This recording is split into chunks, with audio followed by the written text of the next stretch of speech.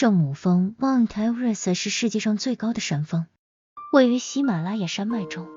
位于尼泊尔和中国藏区边界之间，标高8848.86公尺 29031.7英尺。它是世界著名的登山目的地，吸引着众多登山者和探险家前来挑战。以下是有关圣母峰的一些知识和故事。圣母峰的名字来源于英国测量师乔治·艾弗瑞希尔 George Elrus， 他在19世纪中期负责制作印度的一张地图，并首次确定了这座山峰的高度和位置。圣母峰的高度和位置在19世纪和20世纪初期一直是地理学家和登山家的兴趣所在。在1921年和1922年，英国探险家乔治·马洪德 George Murray 和艾文·希拉德 Andrew Irvine 进行了多次尝试登顶，但最终未能成功。直到1953年，新西兰登山家艾德蒙·希拉里 Eamon Hillary 和尼泊尔希尔巴·楚明 Tenzing Norgay 首次成功登顶圣母峰，成为历史上第一支成功登顶的登山队伍。自从第一次成功登顶圣母峰后，许多登山家都前来挑战这个高峰。然而登顶圣母峰并不容易，因其高度、极端的气候和艰苦的环境而闻名，需要具备高度的登山技能和丰富的高山经验。圣母峰登山的主要登山路线包括南坡和北坡两个不同的途径。南坡主要由尼泊尔一侧的喜马拉雅山路进行攀登，而北坡则是由中国藏区一侧的喜马拉雅山脉攀登。两个路线都有其各自的挑战和特点。圣母峰登山活动也带来了对环境和气候的影响，包括垃圾污染、冰川退缩、环境污染、登山者遭遇的高山疾病和过度商业化等问题。为了保护圣母峰及其周边环境，一些保护措施已经实施，例如限制登山许可证数量，要求登山者遵守登山道德规范，清理登山路线上的垃圾等。圣母峰对于尼泊尔和中国来说都具有重要的经济价值，登山业成为了尼泊尔和中国藏区的主要旅游和经济产业，带动了当地的经济发展，提供了就业机会和收入来源。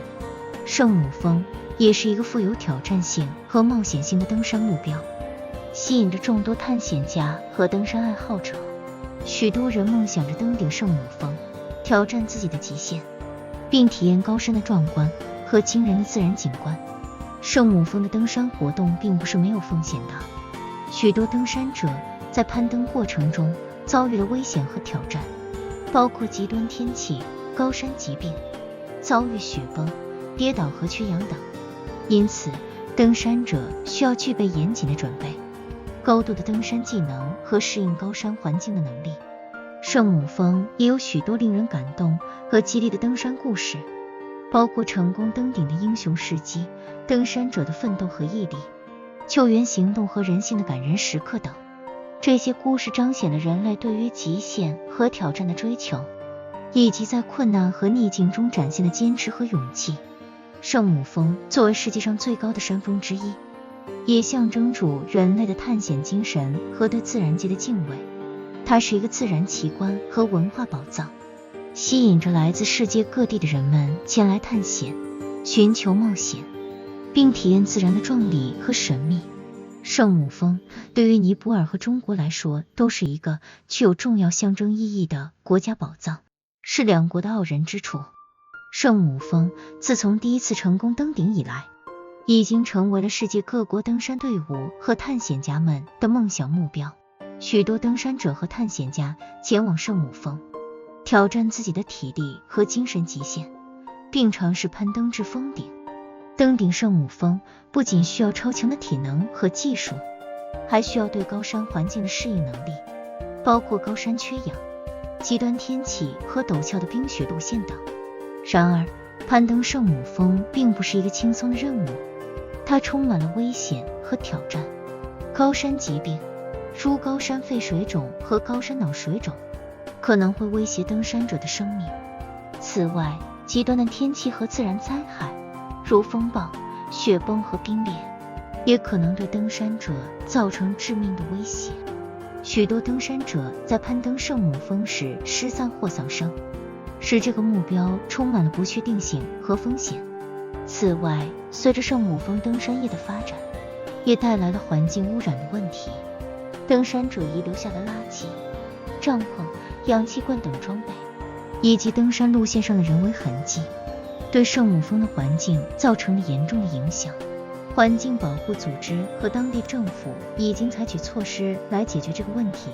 包括限制登山许可证数量、实施垃圾清理和环境保护措施等，以保护圣母峰的环境。此外，圣母峰也是一个文化宝藏，